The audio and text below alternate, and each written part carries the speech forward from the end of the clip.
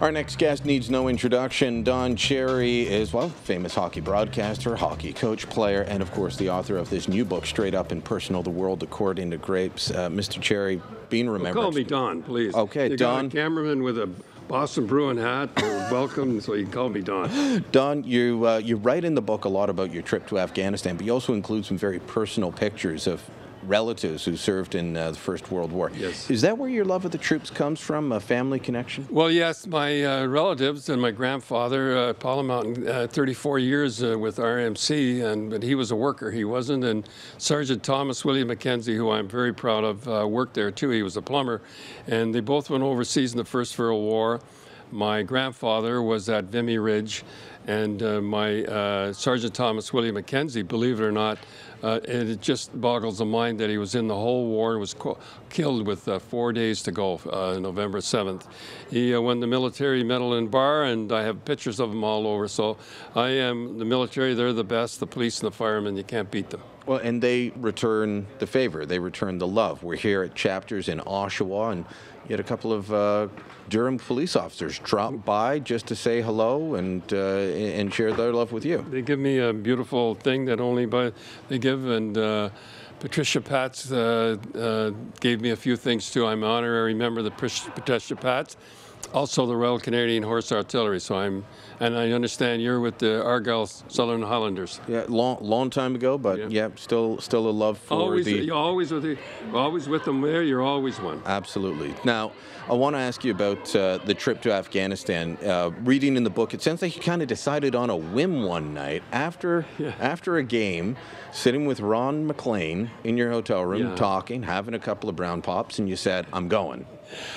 Well, it was, it was after a couple of pops, but, I was always, you got to walk the walk, and I always felt kind of a phony.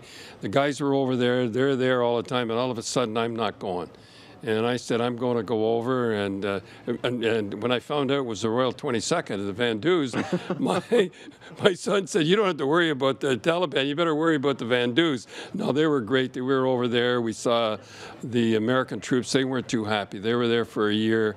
They could hardly wait to get out. But I have to say, those guys, our guys, and I'm not just saying this, they were pumped. They were ready to go. You could see they were volunteers, and they all looked like hockey players. I mean, they were all ready to go. I was so proud to be a Canadian over there. Okay, when you say that you love the troops, you support the troops, people like me say it, you get accused of, it's just jingoism, patriotism, you're wrapping yourself in the flag, you're doing it for self-promotion. That's not what it's about for me, and it's offensive to me. How does it feel for you? Well, I mean, I've been on 30 years now, and I don't think I have to worry about self-promotion right now. But you get that all the time. I mean, you get people that no matter what you do, you're going to get criticized. Well, you should know that better than anybody. But I don't know. Am I more controversial than you now? Well, I don't know. I think you are. And no, you always get people that are going to criticize you, no matter what you do. And so a long time ago, I remember, believe it or not, I mean, there was a writer, a woman in the Star. She listed 10 things that I was. I think I was a troglodyte. I had to find out what that was. Misogynist. I forgot. I couldn't figure out the word. So you forget about all that, and you can't get upset, as you know, over the people that don't like you. Because if you're going to come out and you're going to say things that people don't like, and you weigh you strong, and you don't sit on the fence, some people are not going to like you, and that's the way life. Well, it was controversial when you started talking about the Afghan war on Coach's Corner, but then it became a favorite segment for a lot of people when you would honor if we lost a soldier that week. That became a favorite segment. Well, I have to tell you, when I did it, after it was over and some of those soldiers, they looked about 18 years old. I wonder how the parents feel about it. I really do.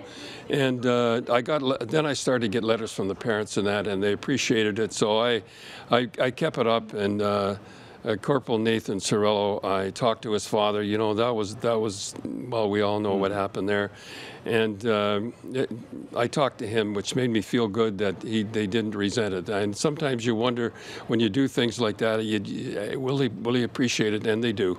All right, Don Cherry, author of Straight Up and Personal. Some great good stories cover, about. Though, eh? It is a good cover. You know what happened there? That was on the NBC. I was on with Brett Hall, and I think I was talking about fighting at the time.